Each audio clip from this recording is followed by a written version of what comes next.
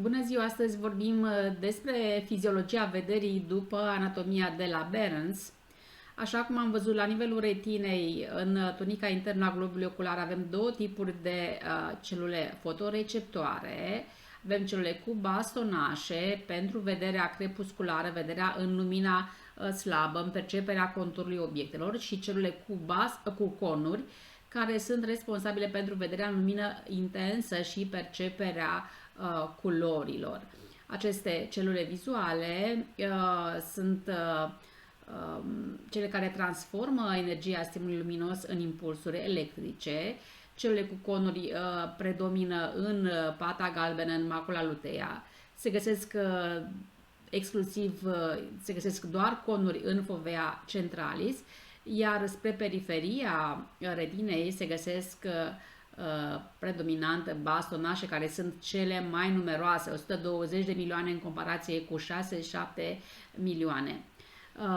În fiziologia vederii foarte importantă este modificarea diametrului pupilar, orificiu din centrul irisului. Irisul prezintă mușchi nete speciali, unii sunt dispuși cu fibre, sunt dispuși radiar, ca niște raze. Prin contracția lor, atunci când lumina este mai slabă, când privim obiectele îndepărtate, se contractă acești mușchi radiari și are loc dilatarea pupilei. Invers, când privim obiectele mai apropiate de ochi, când lumina este intensă, se contractă mușchii circulare a irisului și are loc micșorarea pupilei. Deci, observăm că modificarea diametrului pupilar intervine activ în selectarea anumitor raze luminoase.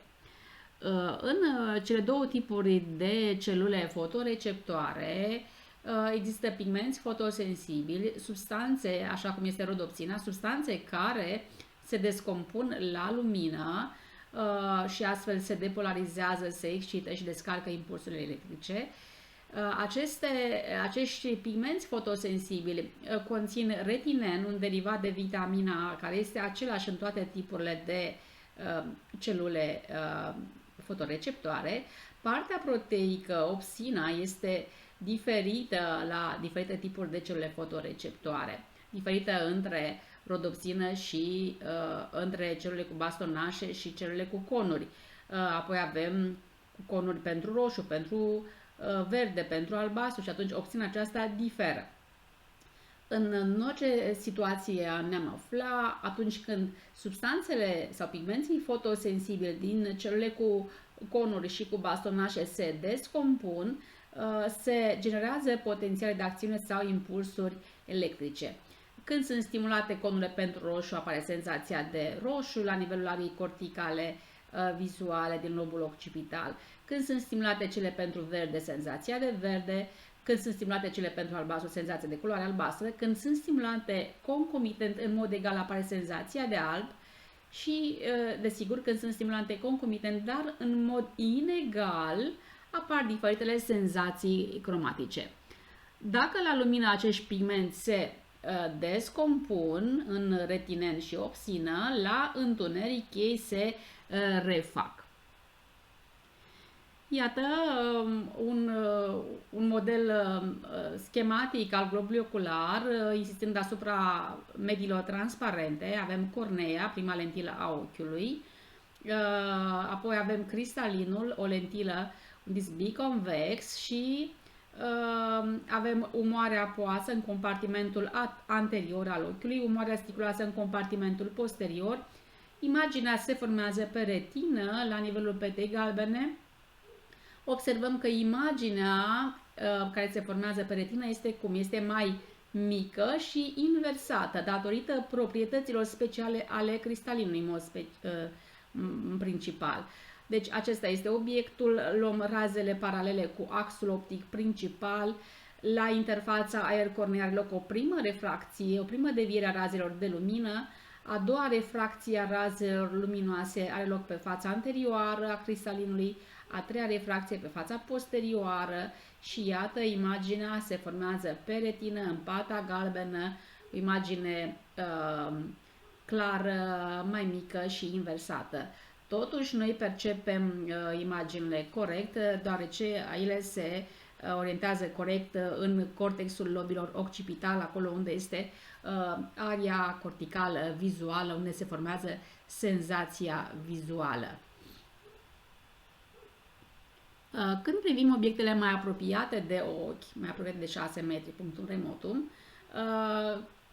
se contractă mușchii ciliari și atunci de care se prinde prin ligamentul suspensor cristalinul și în momentul în care acești mușchi ciliari se contractă, ligamentul suspensor nu mai este ținut în tensiune, cristalinul devine din ce în ce mai bombat, mai sferic, crește convexitatea sa, crește capacitatea de refracție. Când privim obiectele mai îndepărtate, cristalinul este turtit, aplatizat, deoarece ligamentul suspensor îl ține în tensiune. Deci, organul activ al acomodării vizuale este mușchiul ciliar, care prin contracție determină bombarea cristalinului. Raza sa se modifică, scade raza, dar crește convergența, convexitatea acestuia. Ochiul normal este ochiul numit emetrop. În acest caz, imaginea obiectelor se formează pe retină, spre deosebire de ochiul miop, în care fie axul optic este mai lung, așa cum l-am luat eu aici, fie cristalinul este mai bombat și atunci imaginea obiectelor se formează în fața retinei. Pentru a corecta acest viciu de refracție este necesară utilizarea lentilor biconcave sau divergente care să împrăștie razele de lumină să se ducă mai în spate spre retină.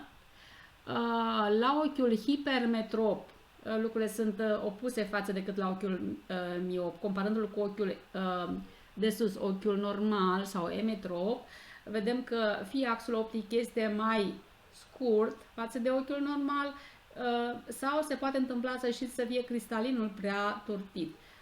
Oricare ar fi situația, ia uitați, imaginea se formează în spatele retinei și atunci avem nevoie de lentile convergente, convexe, care să-mi apropie razele mai repede să se formeze imaginea pe retină. O altă situație este astigmatismul, în care apare o curbură neregulată a corneei, a cristalinului, apar mai multe focare. Această curbură neregulată provoacă difracție, razele se proiectează pe zone diferite de pe retină și imaginea este neclară. Pentru a se corecta avem nevoie de lentile speciale, curbură speciale, lentile torice, așa în vorbirea curentă spunem lentile cilindrice. În fine, discromatopsia este o tulburare a vederii cromatice. Există persoane care nu pot să deosebească roșu de verde și atunci vorbim de daltonism. Daltonismul este dat de o genă recesivă care se află pe cromozomul sexual X. Pentru că la femeie cromozomii sexuali sunt identici, o genă recesivă de pe un cromozom nu se manifestă fenotipic pentru că ea este contracarată de o genă dominantă, normală, sănătoasă de pe celălalt cromozom X.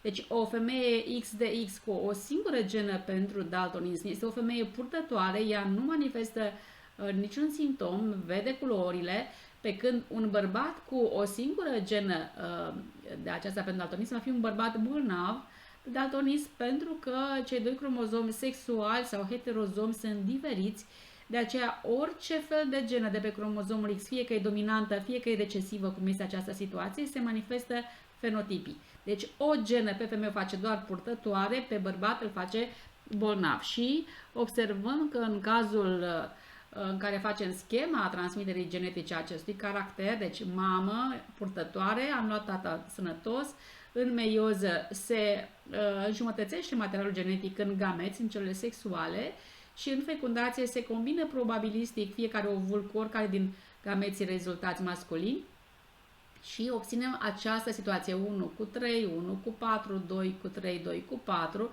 Aceasta este o fetiță purtătoare, deci nu are boala. Acesta este un băiat bolnav, apoi avem o fată sănătoasă, un băiat sănătos. Dacă urmărim cazul acestui băiat bolnav, de unde a luat el gena cu problema? De la mama. Da? Deci De aceea ne explicăm faptul că discromatopsiile, daltonismul, se manifestă cu o frecvență mult mai mare la băieți decât la fete. Elasticitatea cristalină scade cu vârsta, capacitatea de a vedea la distanțe mici scade și întâlnim un fenomen care se numește presbitis, se corectează cu ochelari de citit, ca fenomen este asemănător hipermetropii. Aceasta a fost lecția despre fiziologia vederii, în speranța că v-a fost de folos. Vă urez o zi frumoasă și nu uitați să vă abonați!